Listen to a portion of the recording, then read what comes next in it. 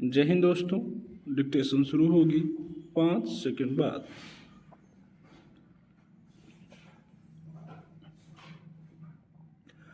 आम जनजीवन में बहुत सारे काम और सुविधाओं के मामले में इंटरनेट पर बढ़ती निर्भरता के समांतर इसके बहुस्तरीय जोखिम भी बढ़े हैं।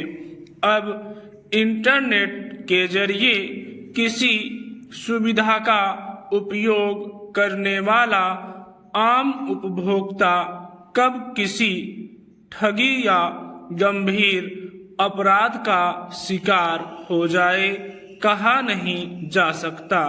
बैंक खातों के संचालन में बिना किसी वजह के अचानक पैदा की जाने वाली बाधाएं, उसमें जमा पैसों में होने वाली गड़बड़ियों से लेकर अन्य कई तरीके से लोगों के परेशान होने की खबरें आए दिन आती रहती हैं।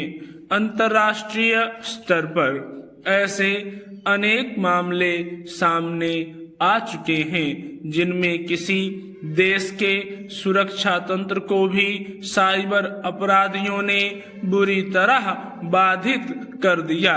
हालत यह है कि बहुत सावधान और इंटरनेट के उपयोग को लेकर जागरूक रहने वाले लोगों को भी अक्सर इस तरह की परेशानियों का सामना करना पड़ रहा है।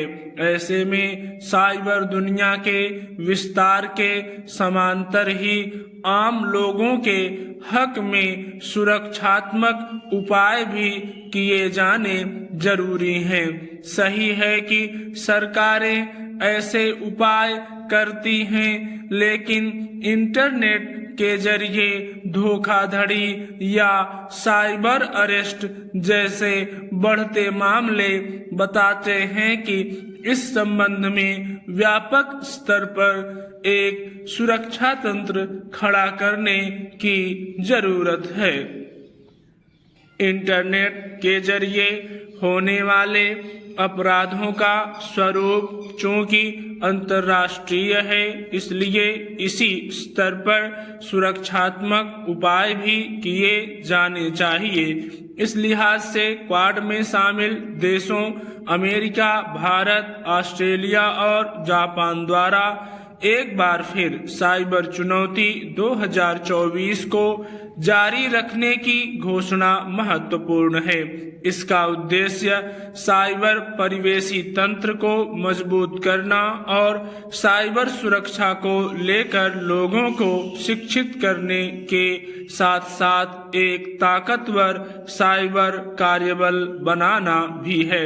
समूची दुनिया में साइबर तंत्र पर बढ़ती निर्भरता के दौर में इससे दूर रहना बेहद मुश्किल है, मगर इसके उपयोग को लेकर पर्याप्त स्तर तक जागरूकता पैदा नहीं हो सकी है। इसलिए क्वाड देशों ने अगर साइबर सुरक्षा के प्रति अपना सरोकार जाहिर किया है तो यह अच्छा है।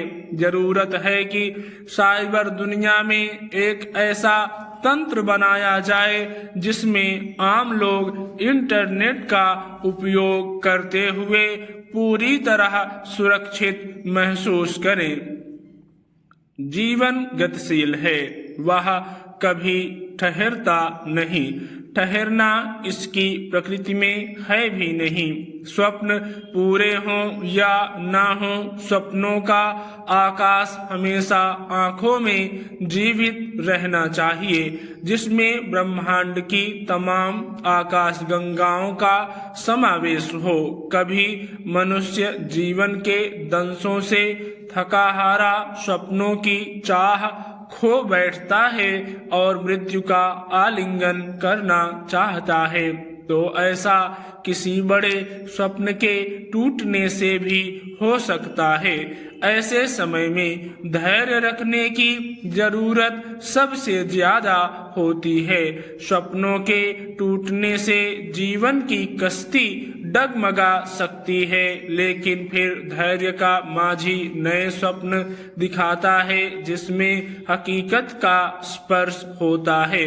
संभव है कि कभी किसी बड़े आघात से जीवन की बगिया मुरझाने लगे, लेकिन अपने मन में आस का दीप सदैव ही प्रज्वलित रखना चाहिए। स्टॉप।